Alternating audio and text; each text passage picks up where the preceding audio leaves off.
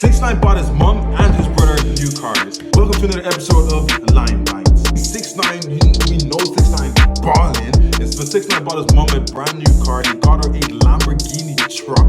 Like holy, it's like those cost like 200,000. Guys, make sure to check out our long version videos. If you like these videos, on some of them we do longer versions of these videos. Check them out, they do help the channel out a lot. So got his brother a new car.